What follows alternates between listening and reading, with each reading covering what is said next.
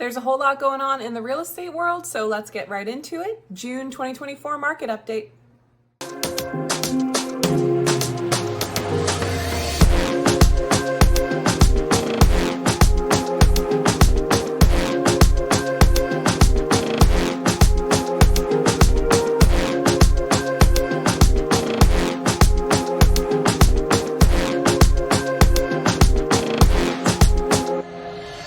The big question in June of 2024 still seems to be buy now or wait. Everyone knows that home prices have been skyrocketing in the last few years, and also that the Federal Reserve has stepped in to try to tame the inflation that we've been seeing. And it's these two things that have combined really essentially to cause these sky-high interest rates that we've been dealing with.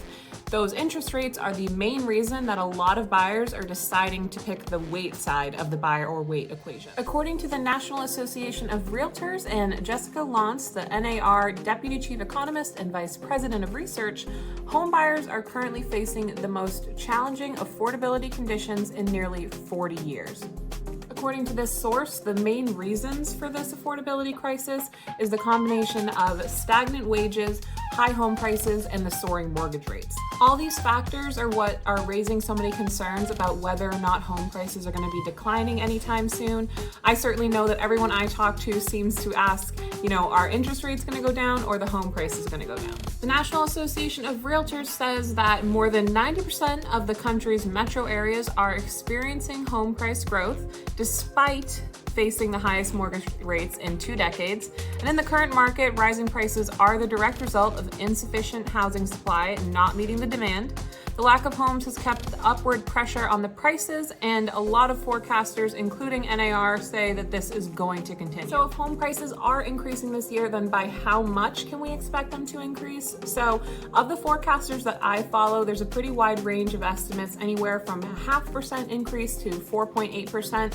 I do think it's worth mentioning, though, that in a normal and healthy real estate market, the historical increase in appreciation that you could expect would be anywhere from 3 to 5%. So hopefully this is a good sign that things are becoming a little more normal and a little healthier in the real estate world. Now, what are these same forecasters saying about the interest rates? Unfortunately, we're pretty unlikely to get a significant relief on those rates. I think it's very unlikely that we're going to be reaching the 5. So does it seem that many of the forecasters that I follow. Maybe 6.5 if we're lucky by the end of the year. I think that would be, a pretty ideal place to end up. Economist Lawrence Yun says, in the current market, rising prices are the direct result of insufficient housing supply not meeting the full demand. To elaborate on that a little bit further, it's estimated right now that between 1 million and 1.5 million homes are undersupplied in this country. So that's what's really keeping that upward pressure on prices. Now, if you are a buyer in this market, what do you need to know about the inventory? Bill McBride of the Calculated Risk blog says, I always like to start with inventory because inventory usually tells the tale. As a country, our real estate market is still in the healing process of the pandemic.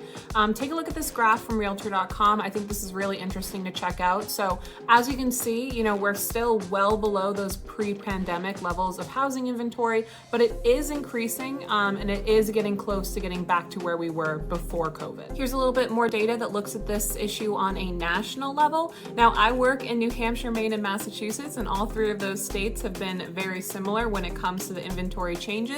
If you live in Nevada or South Dakota, though, please let me know what's going on over there, because I would be very curious to find out why it's so different in those 2 states. So why are new listings up year over year?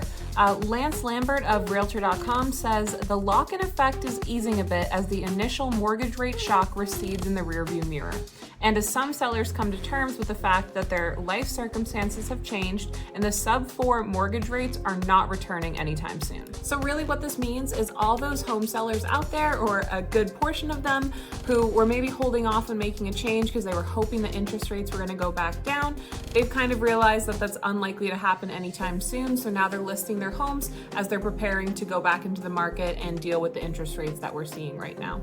Something else that's contributing to the inventory that I think is really interesting is right now 1 in 3 homes on the market are new construction, and that's a number that's usually around 13% of the homes in the market.